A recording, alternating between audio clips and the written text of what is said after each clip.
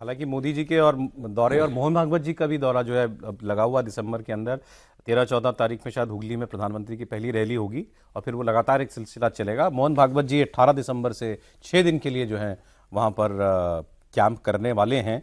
और जाहिर है कि बिहार के बाद बीजेपी अपबीट तो है, लेकिन ठीक आपने, बंगाल एक बिल्कुल अलग किस्म की चुनौती है, बिल्कुल एक अलग किस्म का जो है वो चैलेंज है। सर मुझे लेकिन ये बताएं कि बिहार में तो शोर खूब हुआ, बाद में सबने स्वीकार कर लिया।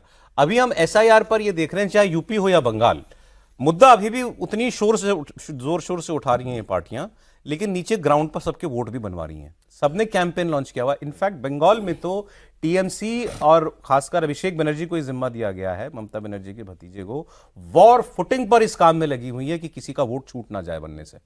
वोट सबका बनना चाहिए। तो लेकिन शोर तब भी मचाएंगे ये जब वोट कटेंगे। देखिए, शोर तो मचाने का कारण ये है कि वो जिंदा रखें अपनी बात को बाला रखें, अपनी बात को ऊपर रखें, पब्लिक को डराने के लिए, धमकाने के लिए, अवेयर करने के लिए कि देखिए साहब ये हमारे पर हमला हो रहा है। जैसे लोग कहते हैं मारा मारा मारा, पिट रहा हूँ, उससे बचने के लिए ये कर रहे हैं। और काम वो समझ चुके हैं इस बात को कि इलेक्शन कमीशन जो काम कर रहा है वो संवैधानिक प्रक्रिया है। हम चाहे सुप्रीम कोर्ट जाएं, चाहे हाई कोर्ट जाएं, कहीं से हमको रिलीफ मिलने वाला नहीं। कि रूल है, ये संवैधानिक संस्था है, नियमों के अंतर्गत, संविधान के अंतर्गत हमें वोटर बनाने हैं। अब देखिए, आपने देखा होगा कि 2003 का बड़ा वो चल रहा था कि उनके वोटर नहीं मिल रहे हैं, उनके डिटेल नहीं मिल रहे हैं, उनके फादर का नहीं मिला। देखिए, आप सीधे से जाइए, हमारी एक साइट है voter.eci.in, इस पे आप चले जाइए, आराम से अपना डालिए डिटेल, आपका पूरा ब्लॉक मिल जाएगा। तो इतना प्रदर्शन वहां तो बीएलओ प्रदर्शन कर रहे हैं बंगाल में। नहीं, बंगाल में प्रदर्शन करने का कारण क्या है? देखिए, बीएलओ का कारण जा रहा है। नहीं, हाँ आपकी बात सही। बीएलओ जो है कहाँ के हैं? इलेक्शन कमीशन ऑफ इंडिया कोई बीएलओ नहीं है। बीएलओ जो है सब वहीं का लोकल है, कोई तहसील का है, ब्लॉक का है, और लोकल कर्मचारी है वहाँ का, और टीचर्स हैं। ये सब बीएलओ के लिए रिलीव हो जाते हैं और 3 महीने का पूरा उनको वेजेस मिलता है उस, और अपनी ड्यूटी से रिलीव हो जाते हैं। हमारे यहाँ परमानेंटली ऐसा कोई टेंशन नहीं है। ये सब स्टेट स्पॉन्सर्ड ममता जी का कराया है। आपको नहीं लगता बंगाल में एसआईआर में कुछ गड़बड़ हो रही है? नहीं, सवाल ही नहीं उठता। हमारे जो ऑफिसर्स हैं, आपने देखा होगा जब पिछले चुनाव कराया गया था, 7 राउंड कराए गए थे। 7 राउंड का कारण क्या था? केरला में 1 राउंड, तमिलनाडु में 1 राउंड। क्यों 7 राउंड में? इसलिए कि बॉर्डरिंग स्टेट है, हमें वहाँ पर विजिलेंट रहना है, हमें बड़ा विजिलेंट रह के काम कराना है। वहाँ पे आते हैं बाहर के लोग और यहाँ पे दादागिरी करके, बूथ कैप्चरिंग करके भाग जाते हैं। अभी जो हमारा सिस्टम हो गया है वो आप देख रहे हैं किस तरह माइग्रेट कर रहे हैं। ये बताइए, 65 lakh dead bogus duplicate vote कटा बिहार में जी। आप मानते हैं ये जो दावा कई भावना से किया जा रहा है 1 करोड़ वोट तक भी बंगाल में ऐसा हो सकता है? मैं 1 करोड़ तो नहीं मानता, लेकिन हाँ 70-80 लाख तो जाएगा। मिनिमम जो मेरा एक मानना है, एज ए ऑफिसर के नाते मैं रहा हूँ, जो है 70-80 लाख तो जाएगा।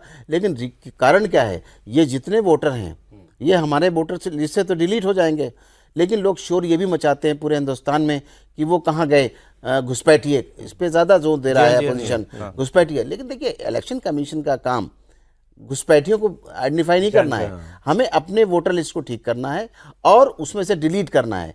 अगर हमारे बीएलओस पाते हैं कि ये बाहर के लोग रहने वाले हैं, वो लिस्ट खामोशी से हमारे डिस्ट्रिक्ट कलेक्टर के पास पहुंच जाती है और डिस्ट्रिक्ट कलेक्टर उसे अपने गृह विभाग से या अपने गृह सचिव से कह के, ना भी कह के, डायरेक्ट इलेक्शन, आपको पता है एक चीज और, गृह मंत्रालय को भेजेंगे। एक तो तरीका ये हो गया कि भाई एसआईआर का नाम हुआ जब से तो घुसपैठिया खुद बॉर्डर की तरफ भाग, आप देख रहे हैं। दूसरा, जो नहीं भी भागा होगा वो अपना फॉर्म सबमिट करने से वापस डरेगा। बिल्कुल, मेरे फॉर्म की स्क्रूटनी होगी तो कहीं बिल्कुल मैं पकड़ में ना बिल्कुल। तो ये जो जितने करोड़ फॉर्म बट रहे हैं, इसमें से बहुत से फॉर्म ले लेंगे, वापस ना है, लेके जमा नहीं करेंगे हैं देश में, उसी में चला जाएगा। खासतौर से महाराष्ट्र में है, कैटेगरी शीट में चला जाएगा, जो इसी पर देश भर के लिए काम करती हैं। हाँ।